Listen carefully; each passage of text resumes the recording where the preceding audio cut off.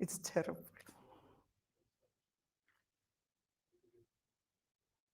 Okay. Good morning to the SDPPs and the DPPs present on this platform. Good morning to the colleagues and esteemed stakeholders on this platform as well. Welcome to the Child Justice webinar. My name is Juliet Mahwata. I'm a Deputy DPP from the Office of the DPP in Pretoria, and I will be the facilitator for this webinar today.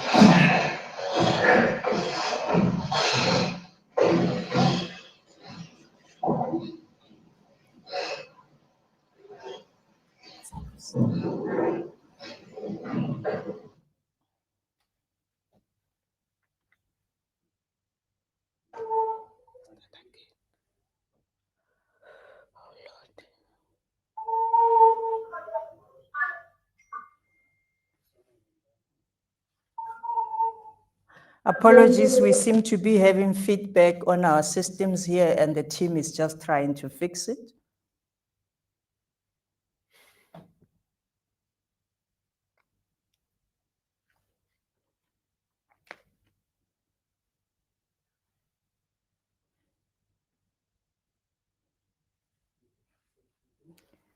Thank you so much, Tim. Welcome to our Child Justice webinar. The title of our webinar today is Enhancing Child Justice, the Role of the NPA in Preliminary Inquiries, Diversion and Criminal Capacity.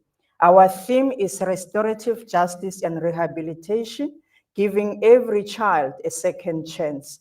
To help me unpack this important subject, I have with me colleagues here, Dr. Jokani, who is the Deputy Director of Public Prosecutions in the Soccer Unit Head Office, and Advocate Vuyo Ketelo, a Senior State Advocate in the Soccer Unit Head Office. Colleagues, before we go into it, I would ask that we reserve our questions for after the discussion so that the discussion can flow and we will be able to follow what is happening. Advocate Ketelo, can I ask you to please introduce the Child Justice Act? What is the Child Justice Act and what is its purpose? Why was it enacted? Thank you very much, Advocate Mahwata. The purpose of the Child Justice Act, it provides for mechanism on how to deal with children that are in conflict with the law, those children that commit crimes. And the reason why we have the Child Justice Act is because as a country, South Africa was signatory to the United Nations conventions on the right of the child. So once you are signatory to that particular convention, that convention requires, countries to have the separate system to deal with children that are in conflict with the law.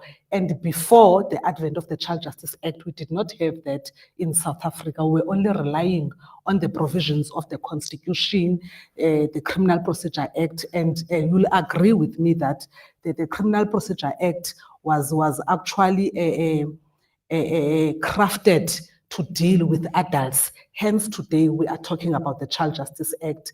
And the purpose of the Child Justice Act is really to deal with the child, outside the criminal justice system. As a result of that, the Child Justice Act brings about new innovations on how to deal with this particular child that has committed an offense. For example, the Child Justice Act says that instead of taking the child to the criminal justice system, give that particular child a chance to be diverted in a particular program that will assist that child to rehabilitate and reintegrate back to the community. Not only that, it introduced the notion of preliminary inquiry that we're going to talk about later on, and as well the notion of restorative justice, so that we can be able to assist these children. And very importantly, the issue of criminal capacity, because you can agree with me, colleagues, and to say that the mere fact that the child has committed an offense, it doesn't mean that that child understood at the time that was wrong. So in a nutshell, that is the whole purpose of the Child Justice Act. And this piece of legislation came into operation on 1st April 2010. And what is important, as a country, we've already amended this legislation to deal with issues in par with the conventions of the right of the child. And the amendments came into operation in August 2022. Thank you. Thank you, Advocate Ketela. So basically, it was a response, South Africa's response to the convention, and it's creating a separate justice system for children who offended. Yes. Thanks so much. Now, Dr. Jokane, can you just tell us what is one of the innovative things that was introduced by the Child Justice Act when we're talking about preliminary inquiries? Can you take us through that, please? Thank you very much, Advocate Mkhwata. Critical to the Child Justice Act, as alluded by my colleague, Advocate Ketelo, is the preliminary inquiry process, which is a new innovation within our criminal justice system, because it allows now to ensure that before a child is brought into the criminal justice system, a preliminary investigation is undertaken, that is probably chaired by the inquiry magistrate, to give a child a chance really to explain himself or herself in terms of how and why he has committed that particular offense, with a view of giving that particular child a chance, to be diverted away from the criminal justice system. As already alluded, if you look at the criminal justice system, it was never designed to deal with children in conflict with the law, but it was designed to deal with adults. And therefore, preliminary inquiry is therefore provided for to allow children to be able to partake in the process without being threatened by the system, because it must be child-friendly. Because if you look at the preliminary inquiry as a process, it's more child-friendly, it's much more informal in a sense, and it's much more investigative to allow a child to freely participate with a view of ensuring that the child is taken away from the formal criminal justice system into an informal process provided in terms of the Act. Thank you, Doctor. We all know that our courts could be very intimidating. A courtroom it's not a child-friendly place, and our system is mainly accusatorial. So the PI, you're saying here that is inquisitorial in nature and informal. What is the purpose? I think you mentioned it, but I would like you to go back to it. Why is it that we have a preliminary inquiry instead of your normal first appearance in a court of law? Principally, the reason for having a preliminary inquiry, right, is to provide further investigative model, for the child, so that the inquiry magistrate can be able to get to understand what are the reasons why the child has engaged in committing that particular offense. So that's why it has to be informal, so that it allows the child to freely participate. Of course, assisted either by a parent, by a legal representative, by a guardian, by an appropriate person, to ensure that the process, is easy for the child really to engage in, so that at the end of the day, the inquiry magistrate can arrive at a decision whether to divert the child or refer the matter to a children's court if the inquiry court finds that the child is a child in need of care and protection. So that is the paradigm that is created by this innovation of the preliminary inquiry within the context of the Child Justice Act. Advocate Ketelo, Dr. Jokane already touched on it, but can you take us through who must be present at the preliminary inquiry and what is their respective role for being there? Quite obviously, the inquiry magistrate must be there because he is responsible to conduct the preliminary inquiry, as it is inquisitorial in nature. And also the prosecutor must be there because some of the reasons, some of the decisions that might be taken at the PI, the prosecutor will be responsible for those particular reasons. For example, to divert a particular child. As well, the probation officer must be present at the preliminary inquiry. Why? Because a probation officer, they assist us to assess these particular children so that we can understand what are the personal circumstances of each particular child.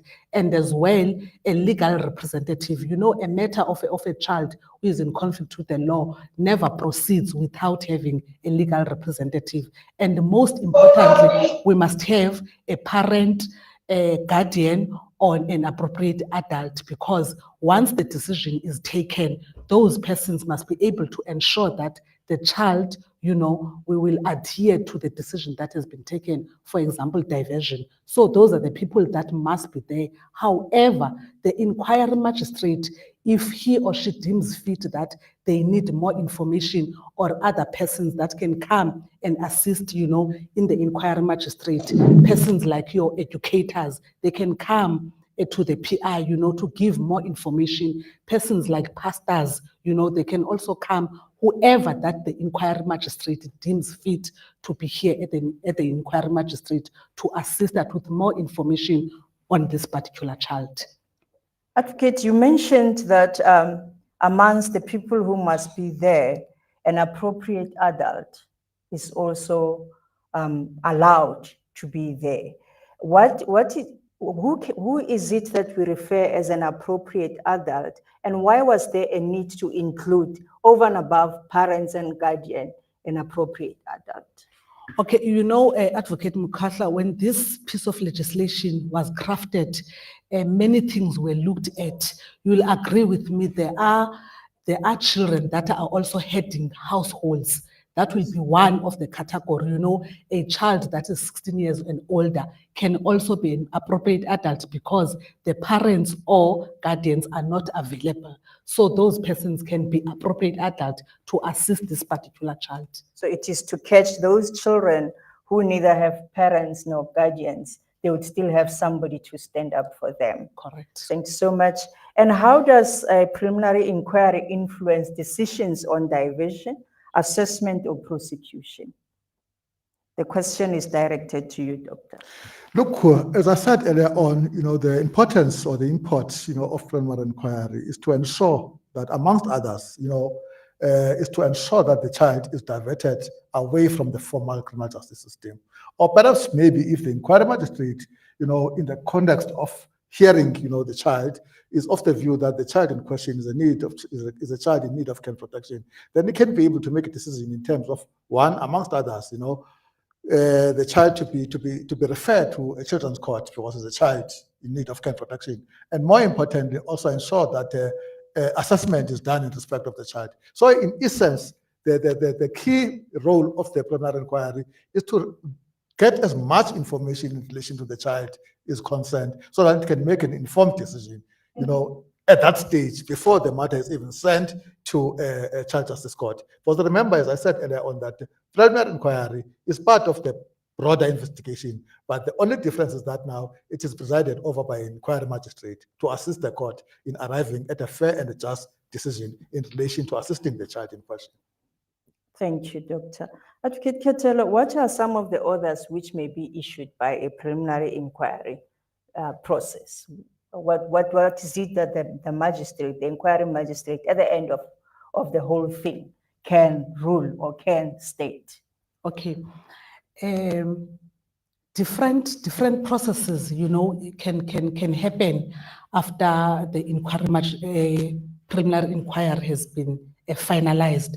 One of them, an inquiry magistrate can decide that this particular child can be diverted, provided the child meets the requirements of diversion that we're going to speak to at a later stage. So diversion is one of the orders that the PI magistrate can give. Not only that, when during the PI, we see that the child is a child that is in need of care and protection, that particular child, we cannot deal with it in terms of the Child Justice Act. Therefore, that particular child must be referred to the children's court, so that an inquiry at the children's court can be held just to understand why this child is a child in need of care and protection. And what happens now when the child is referred to the children's court, it means that the criminal part of it has ended. Then there'll be a new inquiry at the children's court. Thank you so much, Advocate. And with that answer, you have introduced our second topic of this webinar, which is diversion. Dr. Jokani, what is the role of the NPA in the diversion process? The role of NPA in the diversion process is very critical in the sense that a decision to divert is tantamount to a decision to prosecute. And in that context, therefore, it becomes very critical for the NPA to ensure that it takes that particular role in terms of deciding whether the child must be diverted, or the child must be taken into the formal criminal justice processes. As alluded by my colleague, that there are certain requirements that have to be met for the prosecutor to be able to determine whether or not that child in question has to be diverted or not. If one looks at the provisions of Section 52, subsection 1, it sets out the criteria upon which, the prosecutor can base his decision whether or not to divert a particular child. But more importantly, colleagues, I just want to state that in the context of this piece of legislation, diversion by itself is not a right for the child. It's only done in appropriate cases. As we know that some of these children, they commit very serious and heinous offenses. Quite obviously, for the prosecutor to consider diversion, there has to be exceptional circumstances that would necessitate the prosecutor to make a decision to divert that particular child. Because the Act provides for 2 schedules of offenses. Schedule 1, that is your minor offenses. Schedule 2, your serious offenses.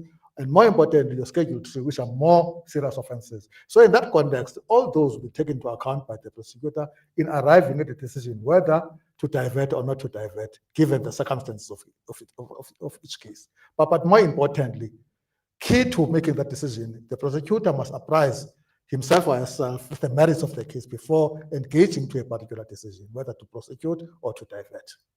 Now, you already mentioned that some of these children commit quite serious offenses. And we do know that there are syndicates in this country.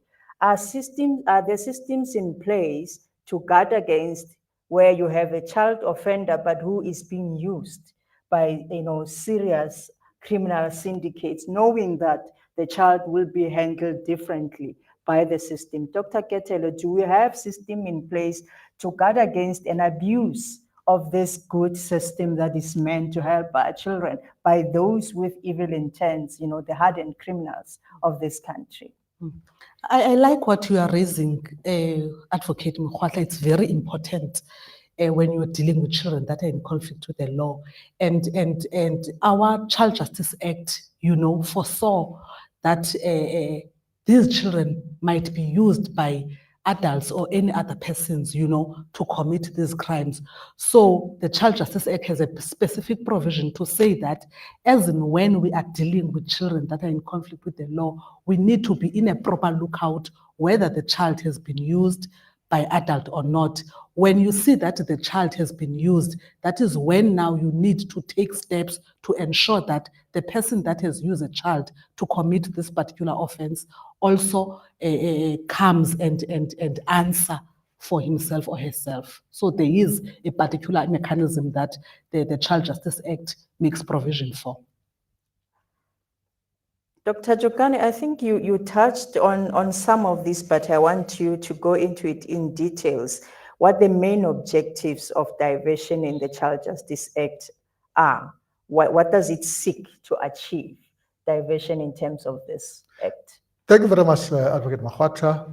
One of the things I think my colleague, Advocate Ketero, has alluded to when he was doing the introduction to the Act is that if we look at the criminal justice system in South Africa, it was never designed really to deal with children in conflict with the law. But then it was developed to deal with adults. So the main essence of diversion in the main is to ensure that children, who have committed offenses, are taken away from the formal criminal justice system into a system that is much more child-friendly, so that they are considered for diversion. So diversion is one of those options by which now the system seeks to ensure that children are taken away from the formal criminal justice system by means, of processes that are enacted in terms of the Act. For instance, Section 41, which we refer to as prosecutor diversion, where a child has committed an offense in respect of Schedule 1 offenses. Schedule 1 offenses, as I've already alluded to, speaks to your minor offenses. But in some instances where, for instance, a child has committed maybe Schedule 2 or Schedule 3, given the circumstances, then the prosecutor may be able, for instance, to divert that case, given the merits of the case. So, in a nutshell, diversion is meant to insulate, the child. One, to ensure that the child does not acquire, a previous criminal record. Because acquiring a criminal record at that early stage may close doors for the child in future. I'm sure you would agree with me, Advocate Mkhwatla, that a child, when growing up, are amenable to many things, such that they are also amenable to committing minor offenses or crime, for that matter. And therefore, when they grow up, for instance, they start and become law-abiding citizens. Having had that record, it might work against that particular child. So diversion is meant to ensure that children are insulated from the formal criminal justice system. It's one of the key innovations that has been brought by this piece of legislation to ensure that children, in line with the theme of this webinar, are insulated and are protected, are given a second chance in life by means of a diversion process. So resonating with the theme for this webinar, basically the system is giving a child a second chance. Definitely. Now, Advocate Ketelo, now what are the criteria considered when one is to decide whether or not to divert a child? Does the Act set out a criteria so that the process is not arbitrary? It's not up to somebody to just make up their mind to say, I'm going to divert or not. Is there a process that is set out in the Act to be followed before one can decide on a diversion? Okay, yes, in terms of Section 52 of the Child Justice Act, it sets out the requirements that must be met before one can say that this is a divertible matter or not. I'll just go through those criteria very briefly. First requirement is that the child must acknowledge the responsibility. The child must be able to say that, yes, I have committed an unlawful act, because it will not help to divert a person or a child that did not acknowledge responsibility, because rehabilitation will not happen. The second thing is that there must be no undue influence.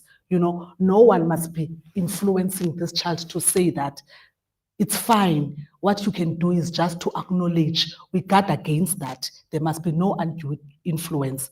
And the third thing, there must be a prima facie evidence when you are looking at the docket to say that this child indeed has committed an unlawful act. So we need that as a requirement, And the fourth thing is the fact that at all material times, there must be a parent, legal guardian, or appropriate adult that is available, for us to take that decision to say that the child must be diverted. Because in some instances, we're dealing with a minor child that will need to be accompanied by an adult parent, for a diversion program. So we need that.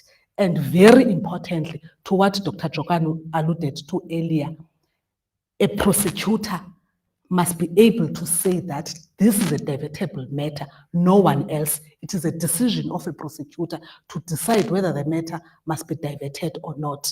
And we were talking about very serious offenses here, and the requirements of the Child Justice Act foresaw that these children will commit very serious offenses like your murder, your rape. In that instance, there is a particular requirement that is very important for the NPA to be followed before a child, is diverted. It's a requirement that says that a director of public prosecution at a particular division must give authorization to say that this child must be diverted. When they give that particular authorization, there must be exceptional circumstances that are available in a particular case. So the DPP cannot just say that I give the authorization, this child must be diverted. They need to look at the exceptional circumstances, before they can give that authorization in writing. And not only exceptional circumstances, the director of public prosecution must ensure that they consult with the victims that are involved in this particular case, and also the investigating officer, just to get a sense from them about this diversion that we're thinking about. So those are the 5 crucial requirements that needs to be met before a child can be diverted. Thank you, Advocate. To follow up on that, you mentioned the most serious offenses and the role the DPP would have to play in whether or not such matters would be diverted.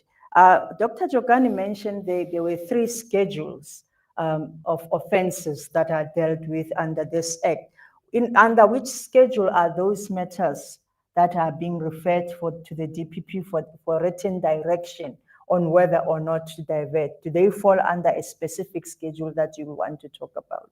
Okay, Those matters that needs to be referred to the DPP for authorization, they fall under Schedule 3, which is your most serious offenses, like your murder, for example, your rape cases. Those falls under very serious offenses, which is your Schedule 2. Those ones, they need to be referred, to the DPP. Now that you are mentioning that, Advocate Mahwata, maybe I must just go to the other schedules very briefly.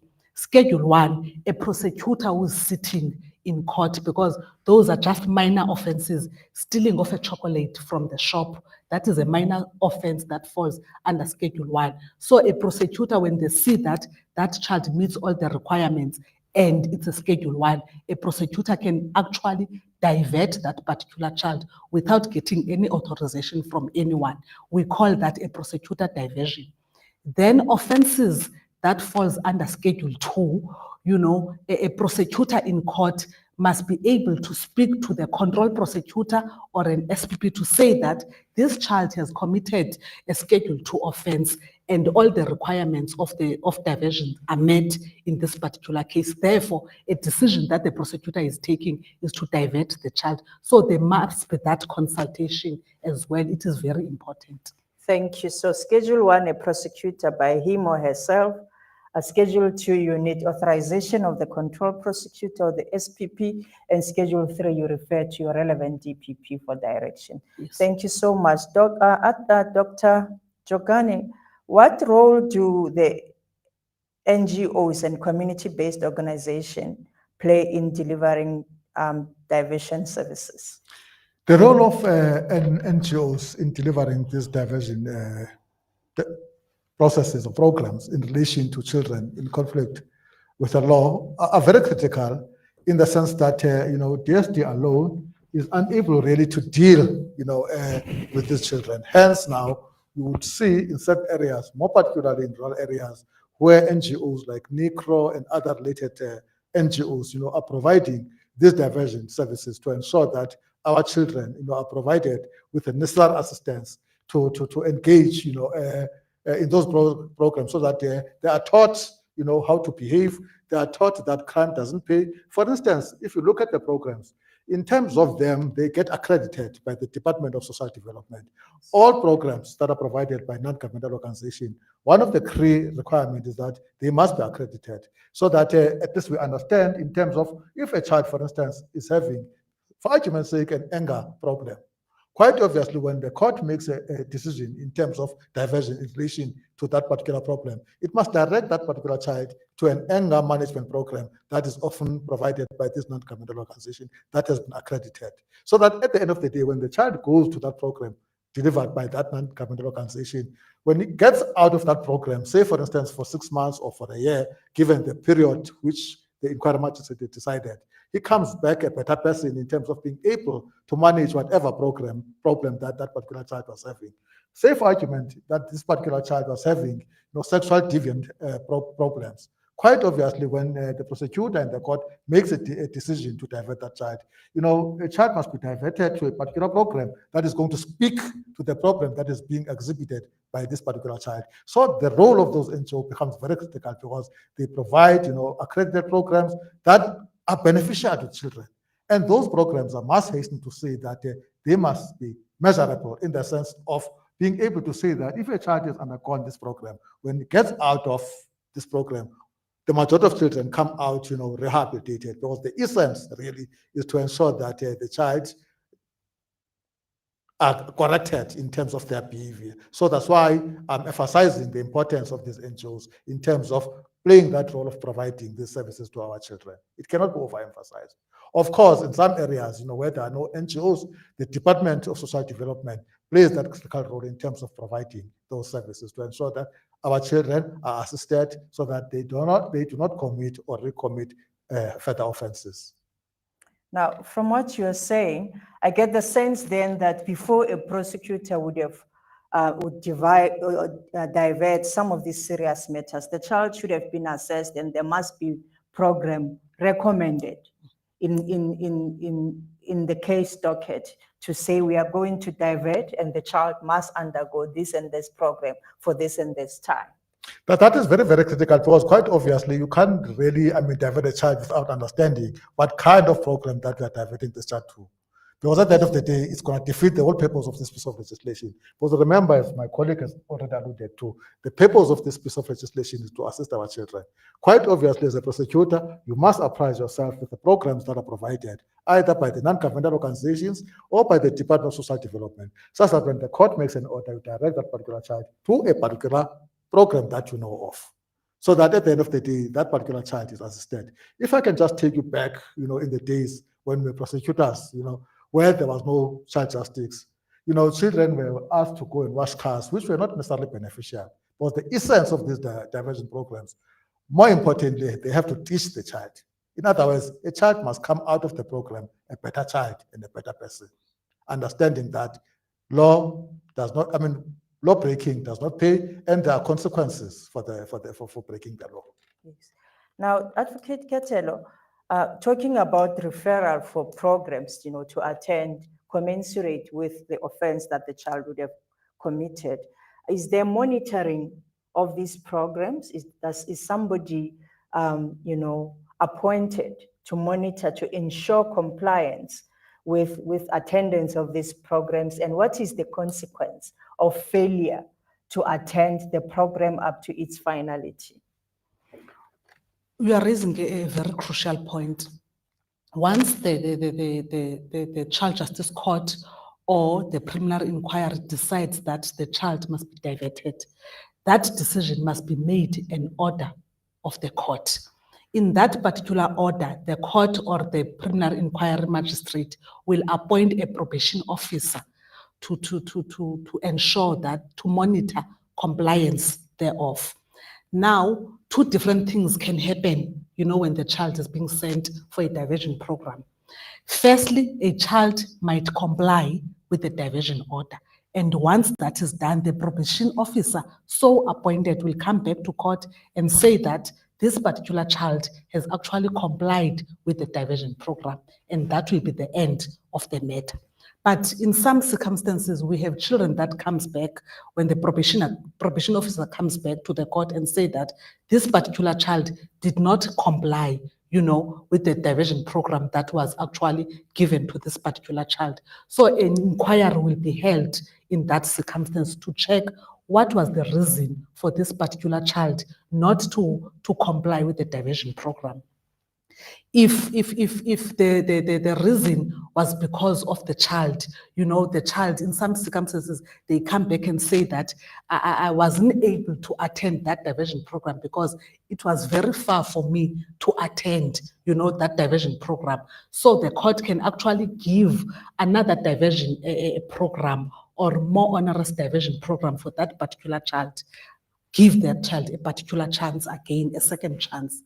And in other circumstances, when the court sees that there is no apparent reason for this child not to comply, then under those circumstances, we then take the child back to the criminal justice system where we are saying that we are going to prosecute this particular child because they did not comply with the diversion program.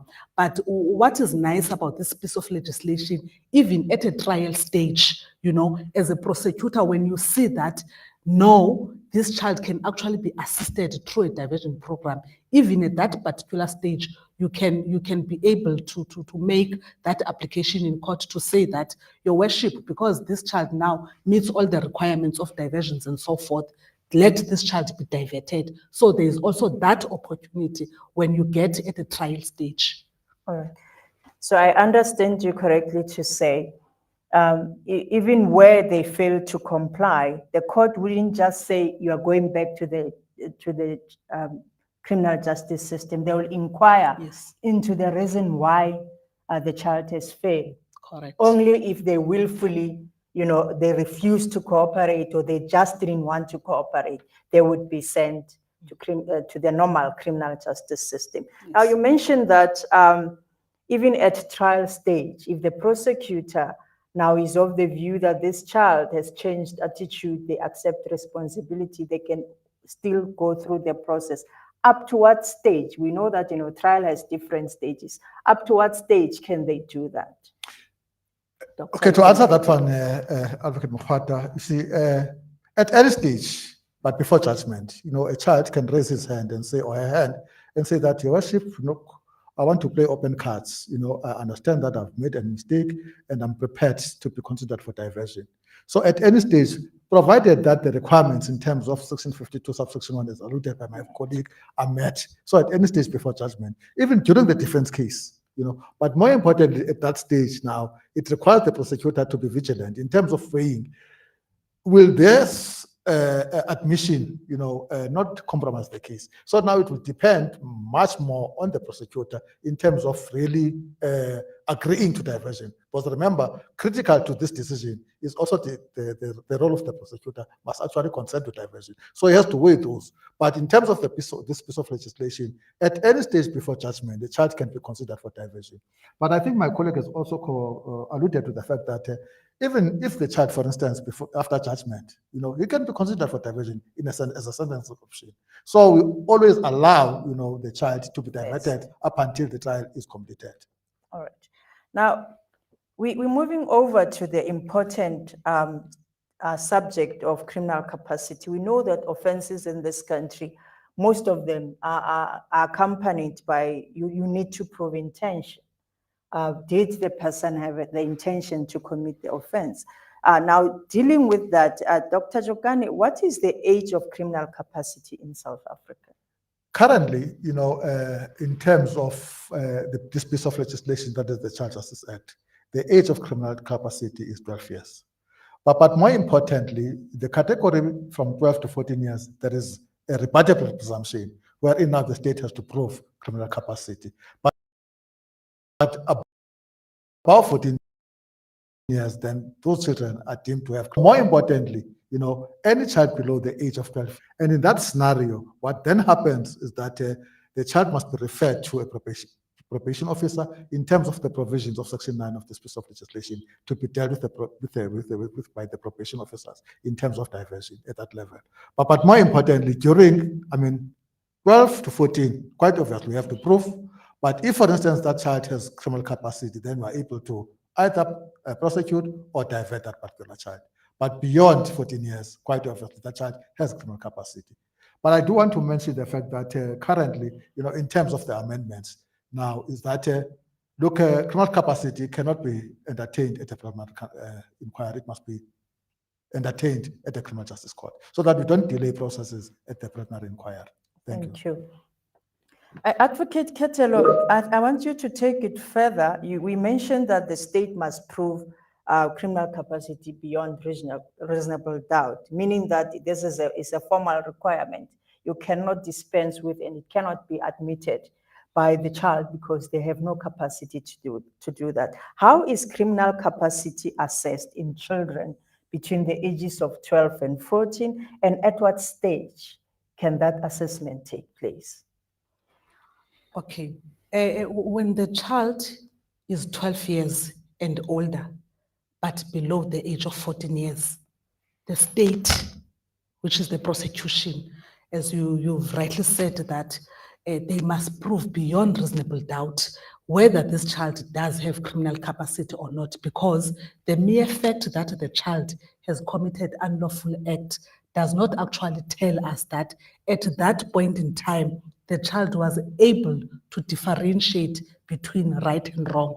So we need an assessment to tell us whether the child was able, at the time of the commission of the offense, was able to differentiate between right and wrong. So the state in that age category must prove beyond reasonable doubt. How do we then prove beyond reasonable doubt? So what happens, a child will be sent to a criminal capacity evaluation. And not anyone can do this evaluation. We have specific experts that are responsible to evaluate the criminal capacity of children. That will be your psychologist, your clinical psychologist, or your psychiatrist. So that is how we prove criminal capacity of those children that are 12 years, but below the age of 14 years. And what happens to children that are 14 years and older, but below the age of 18 years?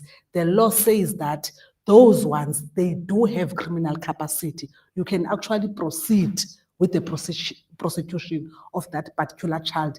Because in some circumstances, when you are dealing with these cases and the child is in that age group of 14 years and older, below the age of 18 years, you can see that there's something wrong about this particular child, especially when you are posing questions. The law does not close you out not to evaluate the criminal capacity of that particular child. So your question, which is saying that at when can that evaluation of criminal capacity be done? Evaluation of criminal capacity can only be done at the Child Justice Court, nowhere else. Meaning that when you are at the preliminary inquiry as a prosecutor, you must not inquire about anything that relates to the age of criminal capacity. When you see that at the preliminary inquiry that this is not a divertible matter, for example, then the matter must be transferred to the Child Justice Court. When you get to the Child Justice Court and the child is between the age of 12 years, under 14 years, first thing that you need to do, you must prove criminal capacity at that stage. Yes. So that is very important, that not at the preliminary inquiry. We only inquire about criminal capacity when we get to the Child Justice Court. So basically, you would inquire about criminal capacity in matters where you decided you are not going to divert. Correct. And the child is between the ages of 12 and 14. Yes. If you are still considering diversion, you do not go there. At PI, there's no need to go there. Yes. Thank you. Now, what happens to those children that are under the age of 12 who have committed offenses, Dr. Jokane? What happens to them? We know that the ones 12 to 14, there's a rebuttable presumption that they are not criminally capable, but we can prove otherwise if you have referred. What about those who are under the age of 12 but have committed quite serious offenses? What happens to those? The Act is very clear, Advocate Mahwata, in terms of then do we deal with those children, that are below the age of 12 years. As alluded by my colleague, that the threshold for criminal capacity is 12 years. So quite obviously, below 12 years, as prosecution, we refer those cases, to be dealt with by probation officers in terms of Section 9 of the Child Justice Act. And the role of prosecutors in that instance is very minimal. It's between the investigating officer and the probation officers. So what we normally do as prosecution, we always advise the investigating officer as prosecutors to refer that particular child to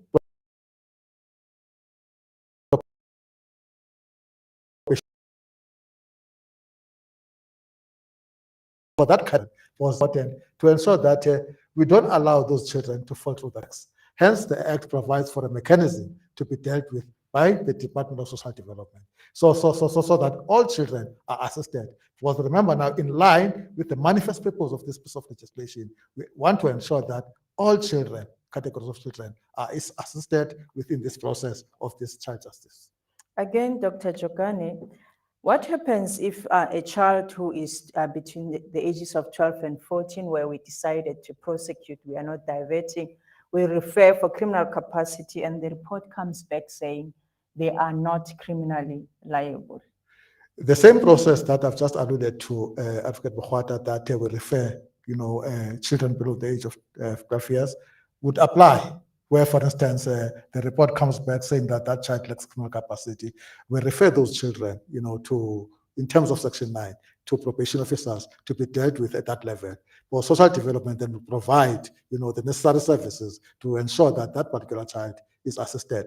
But the risk of just allowing those children to fall through the cracks is that they would commit even much more serious offenses. Now, the question would be in the system, what have you done with these children?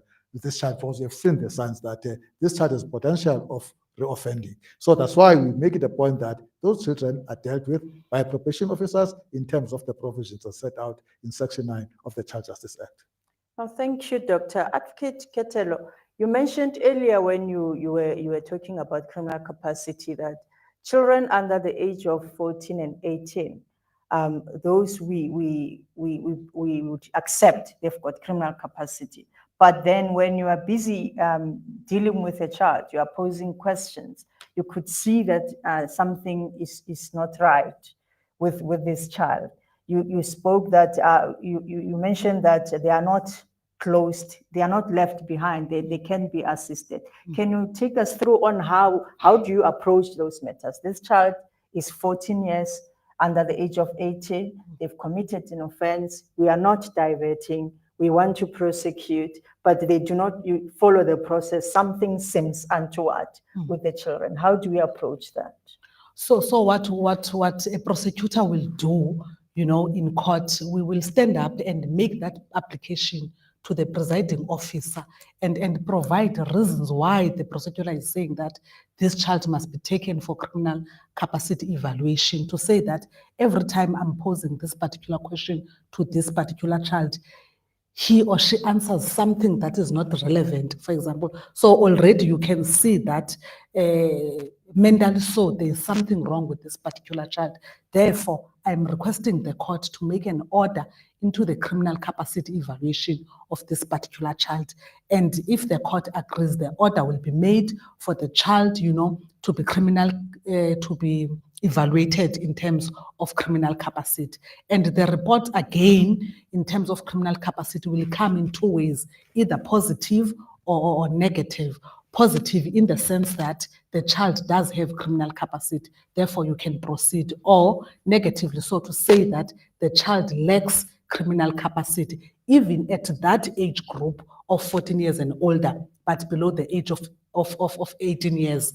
The child must then be referred, in terms of Section 9 to the probation officer, to be assisted by a probation officer. It is very important to state that a referral in terms of Section 9, it's not just a referral. Something needs to be done for that particular child. The Act says that probation officers, when these children that lacks criminal capacity are referred to you, ensure that there is a proper counseling, ensure that these children are referred to a particular program that will assist them. So importantly, the referral is still done in terms of the Child Justice Act. Correct. Because we do know that adults will be referred in terms of the Criminal Procedure Act, but the referral in this instance is still under the Child Justice Act. Thank you so much. Colleagues, we have come to the end of the discussion as it is. I am sure that we now have a better understanding of how the Child Justice Act and the role of the NPA in those circumstances when it deals with preliminary inquiry, diversion, and criminal capacity. We are now going to open for questions sessions. I will facilitate the questions, and my panelists, my colleagues here, would answer your questions accordingly. Thank you very much.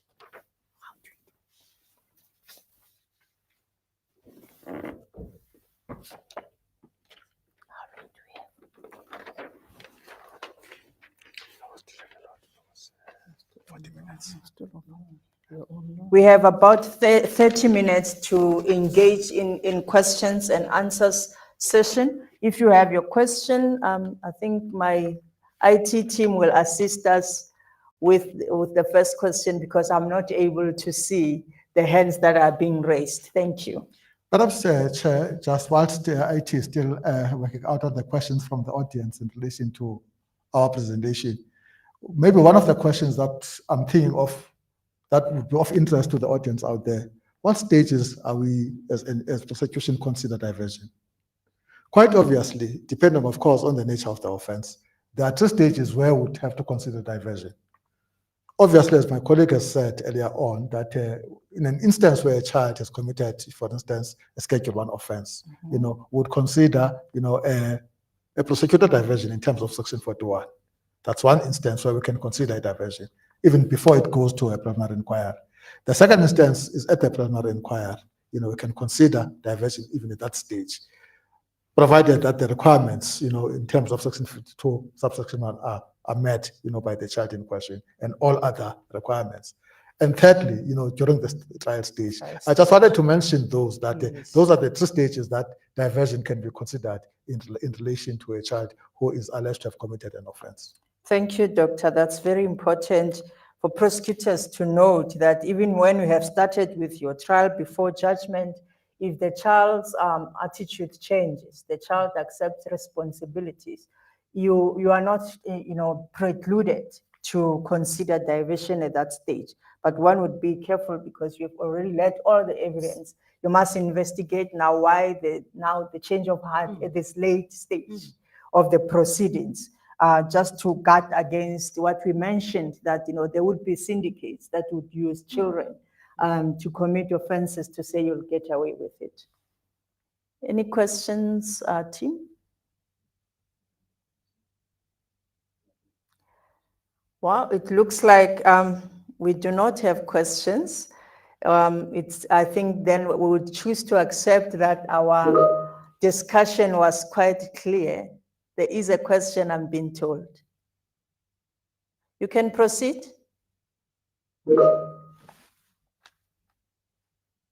Am I audible? Yes, you are. Okay, morning colleagues, and thank you very much to both presenters. I think the presentation was well structured and a very important one. My name is Stanley, and I am a senior attorney at the Center for Child Law at the University of Pretoria. And my question, I'm not sure if it even falls within the realm, but I think the presenters will be able to juggle with it. And it's particularly in relation to level 2 diversion, or what we call residential diversion.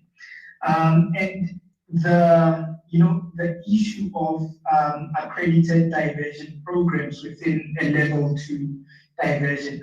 What role, if any, to both Vuyo and the doctor does the NPA play insofar as ensuring that all level 2 diversions are accredited? And if it comes to your department's attention that the programs are not accredited, what action is there that you can take? And I'm asking this because the Center for Child Law did an oversight and monitoring project with the South African Human Rights Commission, where we visited all the 29 secure care centers in the country, and we found that there's an issue with accredited programs, for diverted children in residential diversion. And also the other issue that we found is the inconsistency of the programs, the attendance of the programs, and I think that really goes to the core of failing the children in some way, because you place them in residential diversion, but they do not benefit. So basically that's my question. Sorry, I know it's a bit rambly, but firstly I just want to know what measures, if any, does the NPA take where it finds that a residential diversion program is not accredited, and also what measures are they where these diversion programs are not consistently offered? Thank you. Thank you very much for the question, sir. Perhaps maybe by way of responding to this question, one of the critical requirements for us, to be able to consider diversion in respect of Schedule 2 offenses, more particularly as it relates to residential diversion. It is very, very, very important to ensure that the program itself is accredited. But more importantly to your question is that over and above just directing children to these programs, we have a very good relationship with the Department of Social Development, where as NPA and Social Development, and other departments for that matter, we sit, for instance, there is an accreditation committee where we sit as NPA. Perhaps maybe if we identify that a certain project or a certain program within that is provided by the non-governmental organization is not accredited, we are able to raise those issues at that level.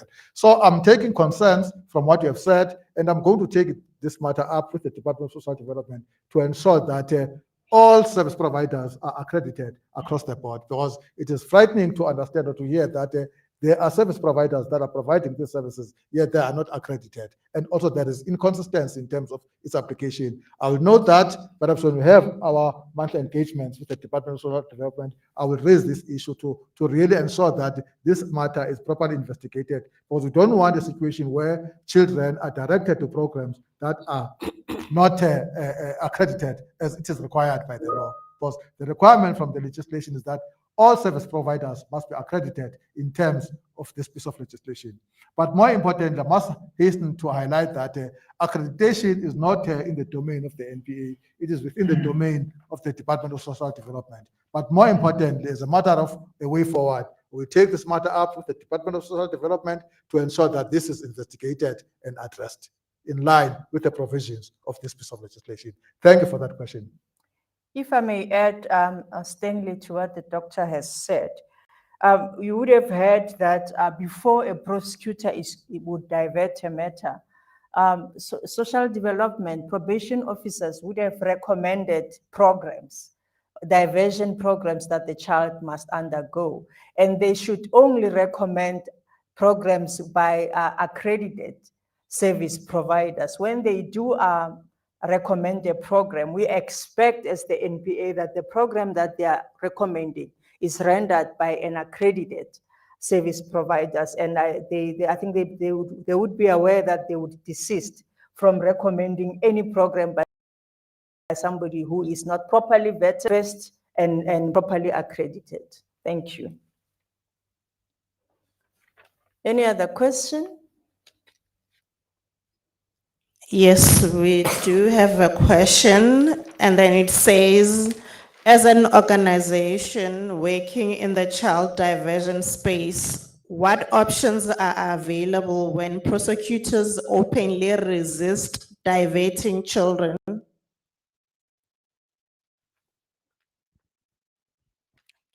Options are available when prosecutors openly resist diverting children. Advocate Katelo, do you want to take that one? The circumstances where a prosecutor can say that I'm not divertible in this particular matter is when the child does not meet the requirements of diversions. And most importantly, all the diversion requirements must be met. So it means that you cannot say that a child acknowledges responsibility, but a prosecutor does not consent to that particular diversion. And what we say to our prosecutors is to say that they must not actually willy-nilly not agreeing to diversion where the matter calls for an intervention, so those are the only circumstances where the prosecutor can say no diversion. It's because the child does not meet the requirements of diversion. I think to also add on that, Advocate Ketelo, you mentioned that there are criteria and that diversion is not like a right. It is done under the circumstances where the prosecutor, having assessed the facts of the case and the circumstances of the case and the circumstances of a child, decides whether the matter is divertible or not. So prosecutors do still have the right to say, I am not going to divert under these circumstances, but they would provide reasons for not diverting the matter in that case. Thank you. Any other question? Yes, we have another question from Tsilofelo. She's asking that in the recent case of a 12-year-old that murdered the 14-year-old, is it possible for the case to be considered for diversion, and under which circumstances? To the extent that the case is still under investigation, we wouldn't want at this level really to pronounce ourselves in terms of how the process is going to unfold, because we run a risk of really interfering with what is actually happening on the ground. Quite obviously, at an appropriate stage, the prosecutor that is allocated with the case will make an appropriate decision informed by the merits in the docket of the case. He or she may not be diverted, but at this point in time, we can't really say that particular child might be diverted or not. But quite obviously, at this stage, we must allow the police to investigate the matter, and at the right time, we'll be able to make a decision whether to divert the matter or not to divert the matter. Thanks so much, Doctor. Any other question? Makosazana says, is it compulsory for Schedule 2 offenses to be automatically referred to the Child Justice Court by the prosecutor? Is it compulsory for Schedule 2 offenses to be referred to the Child Justice Court by the prosecutor? That is the question. Yes. You want to take it, Doctor, or for you? Okay, referral to the Child Justice Court is not based on the schedule of an offence that has been committed. Even Schedule 1, which is your less serious offences, we said that the first point of departure, the matter must go to the preliminary inquiry. Let's say, for argument's sake, now the child has committed a Schedule 1 offence. The matter goes to the PI. But when it gets to the PI, the prosecutor sees that the requirements of diversion, for example, are not met here. The second thing that the prosecutor needs to be doing there is to refer the matter to the Child Justice Court. So the point that I'm trying to bring home is that it's not depending on the schedule that has been committed by a particular child. At any schedule that the child has committed, the matter might be referred to the Child Justice Court. Thank you, Advocate Ketelo. If the accused committed rape when he was a child, but the matter is reported years later and the accused is now an adult, will the CJA still be applicable to this now old accused? Thank you very much. That question is very important, because now the offense was committed when the person was still a child and nothing happened in that particular case. Let's say now that particular person is over the age of 18. Our directives, we have directives in terms of the Child Justice Act. The NPA directives, are saying that if we are dealing with the child under those particular circumstances, the Director of Public Prosecutions must actually take a decision whether that particular person will be dealt with in terms of the Child Justice Act or not. So that will be the decision of the Director of Public Prosecution. Why do we have that? Because it is not the decision to deal with that particular child. It's because of the system itself. At that point in time, we delayed in dealing with that particular person. So that is why in our directives, we are saying, Director of Public Prosecution, give us a go-ahead whether to deal with this particular person in terms of the Child Justice Act. So it's depending on the Director of Public Prosecution in a particular division. But that is something that can be considered, whether that person must be dealt with in terms of the Child Justice Act or not. Thank you, Advocate. Any further questions?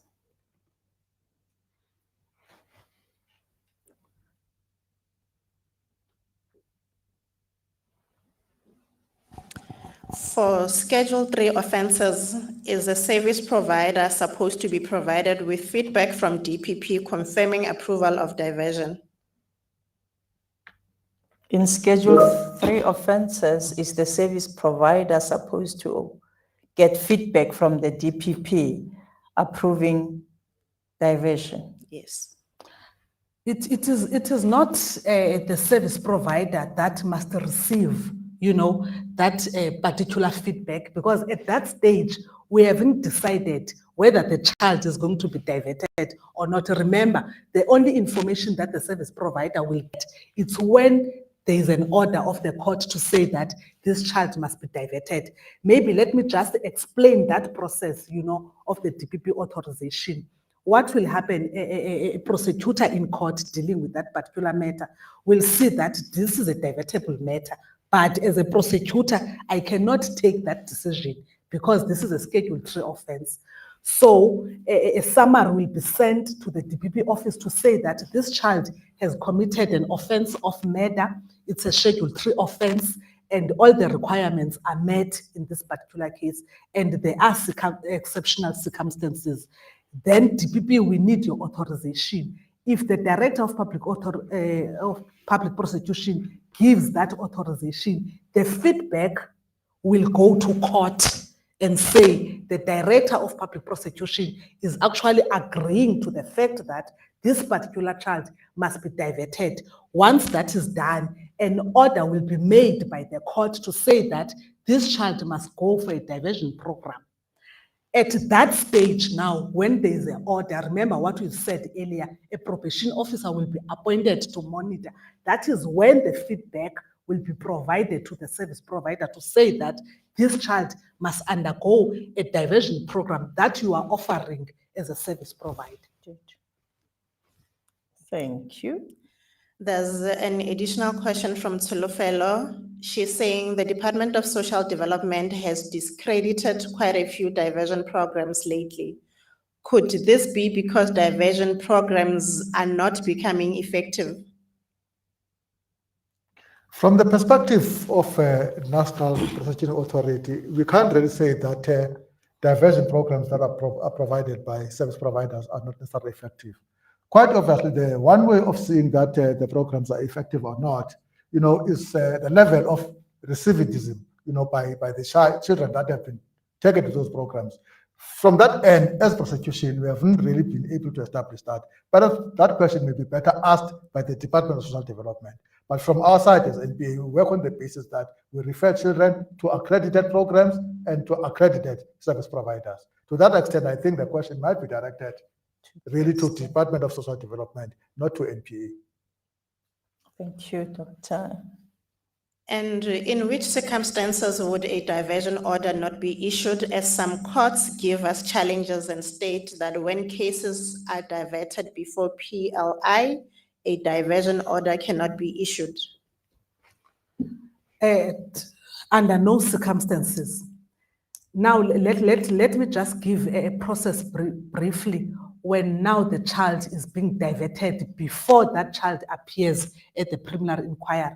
First and foremost, that particular diversion is a prosecutorial diversion of less serious offenses. So a prosecutor is sitting in his or her office looking at the docket and the assessment report from the probation officer. The prosecutor sees here that this is a Schedule 1 offense, which is a less serious offense.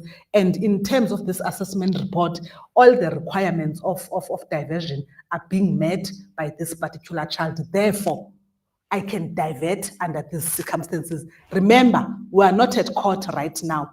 So what will happen in those circumstances, a prosecutor together with the legal representative of that particular child, because as I've said earlier, there is no matter within the child justice that will proceed without a legal rep, So a prosecutor, a legal rep, the child and the parents of that particular child or guardian or an appropriate adult will go to the chambers of the magistrate, because we are not in court.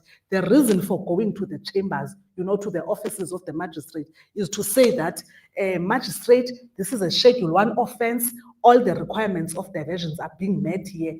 Therefore, diversion is a right way to proceed in this matter. We are asking this to be made an order of the court. There and there, the magistrate, if so agrees, will make that an order of the court in those particular circumstances. This is before the PI. Now the child goes for diversion. And let's say, for argument's sake, the child comes back without complying with that particular diversion, and after inquiry, the officers of the court, prosecutor, magistrate, and legal rep, they decide to proceed. The first point after that will be your preliminary inquiry, because every child must appear at the PI. So it will be made an order of the court. But if maybe right at what my colleague has said, for the Act is quite emphatic that every decision that is made in respect of diversion, Section 42 enjoins us to make that decision. So, in other words, a diversion decision cannot be made in a vacuum. It must always be made an order of the court in terms of the provisions of Section 42 of the Child Justice Act. so that it can be enforceable at the end of the day. That's why my colleague had said earlier on that over and above making that decision in terms of Section 42, the court would appoint a probation officer or a suitable person to monitor compliance. So that if the child is not complying, that particular person can come back to the court and say that this child is not complying with the court order in terms of Section 42, so that the court can be able to make other decisions over and above that it had made earlier on, insofar as diversion is concerned. Thank you. Thank you. Now, in the case of a child whose matter was referred to the DPP and results came back later, allowing the child to be diverted when he was 19, and now the child has turned 21, and at that time is even staying in another province, there's a challenge of distance. How do we accommodate this young person? And then there's, my apologies, the second question. Secondly, programs are basically meant for children, not adults. How do we strategically deal with this?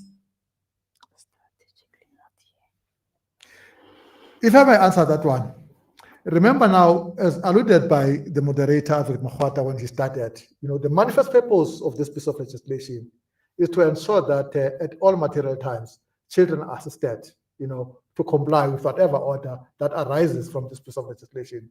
In the context of the problem that the colleague is raising out there, that where, for instance, a child, but the court would always make it a point that that particular child is assisted to ensure compliance. But my colleague alluded to the fact that in instances where the child is failing to comply, the court is enjoined to do an inquiry.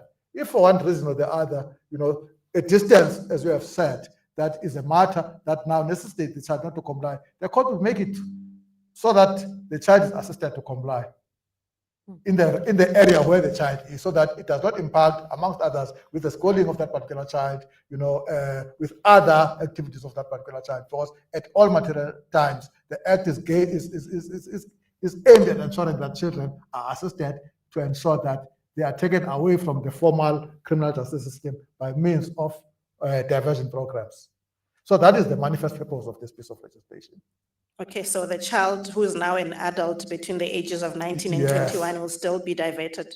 Yes. Thank you.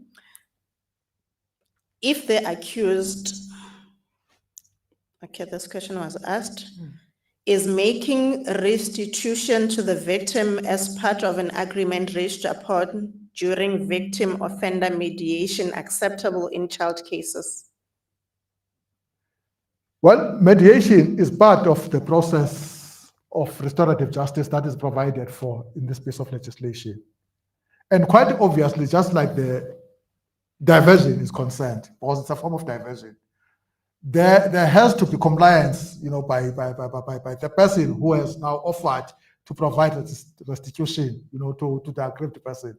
Quite obviously now, if that particular person has not complied, with that restitution, quite obviously the matter would have to go back, for an inquiry to be made to establish as to why now the child in conflict with the law has not really stood up to what he had promised for. So that if the child is not in willful default of whatever that he has failed to do, then the court can come up with a much more onerous kind of, a solution to that particular problem. Or the child will be assisted to ensure that he complies with that diversion program. Because you would also notice that over and above your ordinary diversion programs, the Act provides for instance, other restorative, measures to ensure that children are assisted within the justice system. Thank you. And then in response to Advocate Ketelo, what recourse measures or sanctions are in place if, as the diversion service provider, we do not receive these referrals when these matters meet the requisite standards? For instance, the prosecutor, when approached, will directly tell you they do not believe in diversion. To whom do we report such cases, as this somehow infringes on the Child Justice Act? Oh, thank you very much. That is a very important question that is being raised right there. If there is a problem or the challenge with the prosecutor, dealing with a particular matter, a consent can be raised to the senior public prosecutor in that particular court that the prosecutor is working at. And if the person who's making a complaint does not get joy from the senior public prosecutor, that matter can be taken to the Director of Public Prosecution's office, to raise that particular complaint with regards to that particular prosecutor. And if still there is no joy at the DPP office, we have what we call representations within the NPA, where now your representations in regard with your complaint, you can send it to the head office of the NPA, where we'll be looking at what has happened, why the prosecutor acted in that particular way. So there is the whole process that can be followed in terms of that. Thank you. And as a service provider, are we allowed to accept a referral of a child who committed a Schedule 3 offense to offer services to them pending the outcome of the DPP? No, that can never be allowed, because before that particular child can be diverted, we need a written authorization from the DPP. That is only a time where a service provider can accept assisting that particular child through their services or their diversion programs. There must be a written authorization from the Director of Public Prosecutions. Thank you. And according to legislation, how is a diversion referral supposed to be made to the service provider? We currently have two scenarios. Some courts initially send a referral letter, and as a service provider, we assess the child for suitability, and if found suitable, we indicate the program to be enrolled in and all other interventions to be offered and the duration of the intervention. The second scenario is the clients who already come to us with court orders. The latter is usually a challenge for us as a diversion service provider, as sometimes when we assess the needs of the child may be different from what is in the order, or there may be need for other orders. For example, positive peer association. However, the service provider has no opportunity to give inputs on the order as it's already issued. I think the risk, there, especially with the latter one, is that it will be advisable for service providers, not to take cases that are not necessarily referred by the court in terms of the child justice court. But remember, for whatever diversion program that is being ordered, it must be ordered by court. There must be an order of the court in terms of Section 42. So if, for instance, a private client brings a child to solicit, diversion programs, then it's between the service provider and the person that has brought the child.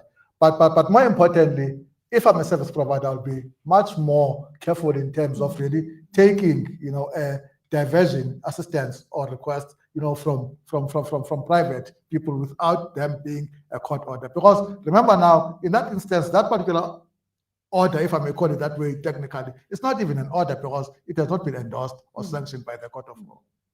And therefore, it can't be enforceable, unfortunately. But more importantly, the first one that is made, I think, is the most correct and appropriate one. Because quite obviously, if now, for whatever reason, the child is giving problem, the service provider is able to go back to the court through the person that was appointed by the court to monitor compliance, to say that this child is failing to comply with the court order. And in that instance, the court may be able to do an inquiry to establish as to why is the child not cooperating, why the child is not complying with the court order. In that sense, then the court, as my colleague has said, that may take, two options: either consider a much more onerous diversion option, or perhaps maybe take the matter to the child justice court for further, processing, if I may put it that way. And if I may take it further, this shouldn't happen where the correct processes are followed when diverting a child. Remember, we said earlier, before you are going to approach court for that diversion order, you would have a report in your case docket as the child has been assessed, the identified programs that are suitable for that child related to the offense. They wouldn't recommend programs if they don't know which service provider is going to provide that program. So prosecutors do not, thumb suck to say we're going to send the child to this program. It must be advised by probation officers so that when we do send out children for those programs, we know that the service provider is equipped to provide the program that has been recommended. Okay, thank you so much, Advocate. We'll now take the questions on Teams before we go back to the written questions. There's a hand from Banamoyo. Thank you. I think basically mine is a follow-up question from the one that was discussed now that was on the chat, because I think it was not clearly understood. So the two scenarios that I indicated is that it's not that we don't get the court orders, but with the first scenario where we initially get a referral to say we want to divert this matter, it's for this offense. So we are able to assess and indicate that the child will be suitable, indicate that yes, they qualify and so forth. And then we send the client back, the client goes back to court with that acknowledgement, of suitability, and then the court then issues a court order, which actually works best for us, because the second option, it comes, sometimes the duration is not even in line with the duration of our programs. And we discover a lot more because we know the initial, because we do our own assessments as service providers, and we have more time to do the assessments, and we pick up a lot of other risk factors that we initially not picked up, with the initial assessments when we do our own assessments. Of which the second one is, so the challenge is that, we discovered to say, if we had an opportunity, we could have recommended either 1, 2, 3 other orders. But now the order is being met, and we have to confine ourselves to that order that has been met, actually. And sometimes we find that we don't even finalize within that time frame. We constantly have to be asking for the extensions and so forth. So basically the request is that the former process works better for us as a service provider. Noted, ma'am. I think we will take it forward and take it to our prosecutors to avoid the second process that is inconveniencing all of you. Any further questions?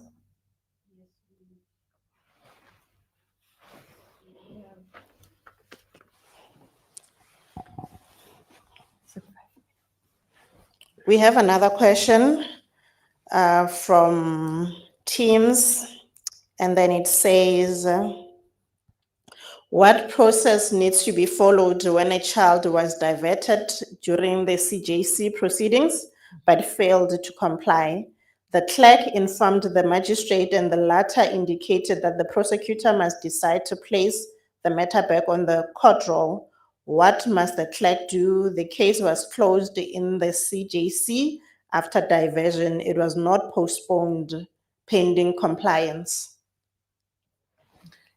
That is an incorrect process. When the child is diverted at the Child Justice Court, the matter is not closed. It's postponed, pending diversion. And in this scenario, it's not the clerk of the court that must tell the prosecutor, it's that person that was appointed to ensure compliance of the diversion program. So closing the matter because of diversion at the Child Justice Court is really an incorrect process. At the Child Justice Court, it must be postponed to the date where the child will be finalizing diversion program. Thank you. And I would also like to know, can diversion be granted for a second-time offender? Diversion can be given multiple times, because remember now, each case must be looked at according to its own merits. For as long as it's a fresh case, you can always consider diversion. But there are instances where, for instance, we'll be able to say that, look, we have given this child multiple chances, to be able to mend his or her ways, but clearly is not getting any results or is not learning from the programs that are being provided. And therefore would have to draw the line on the side and say, we stop this thing and we refer that particular child to formal criminal justice process. But in terms of this piece of legislation, there is no time limit as to diversion. Thank you. And does the Act stipulate how many times home-based care needs to be done if there's an order for home base? Quite obviously, when a magistrate, either at PI or during child justice court makes an order, he must stipulate the time limit in terms of why and what time must the child be, say for instance, be in a residential area where the diversion is being provided, either 12 months or 24 months. It can't just give a diversion order that is open-ended. It must have a start and an end date. That is the nature of orders that are made by our courts. Thank you, Advocate. And then there's another question. I'm not sure which scenario is being referred to here. It says the children who committed this crime were not given any program. The parents of those children were mocking the victim child and her mother. The victim ended up being psychologically disturbed. It is not clear really because it refers to a scenario that we're not sure which scenario it is. Perhaps the person who asked the question would like to rephrase. Thank you, Advocate. And in the interest of time, would like to request people to email communication@npa.gov.za with their further questions. Then, Yes, I was just looking at the time that our time where we scheduled to end has come. We'd like to thank you for all the colleagues and the managers who have joined this webinar. We appreciate the opportunity. We thank our esteemed panelists here, very knowledgeable. I think you have educated our prosecutors and our stakeholders out there. We shall do better in child justice matters from now onwards. Thank you so much, and thank you for joining the webinar. Thank you very much. Do you want to say something, panelists, in closure, to say goodbye to our colleagues? I want to welcome the opportunity really to engage, with the community around issues of child justice, because we view child justice as very critical in our criminal justice process in South Africa.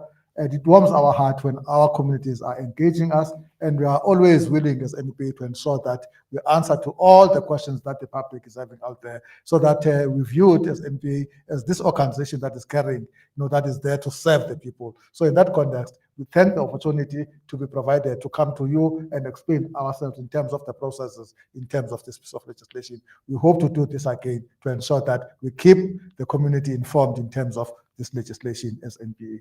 Thank you very much. Thank you very much to all our listeners. We are hoping that from now on you have a better understanding of the Child Justice Act. However, we must say that this will not be the last one. The next time we come here, we'll be having different stakeholders that are part of the child justice processes to be able to deal with the whole child justice process in terms of the children that have committed offenses. Thank you very much. Thank you.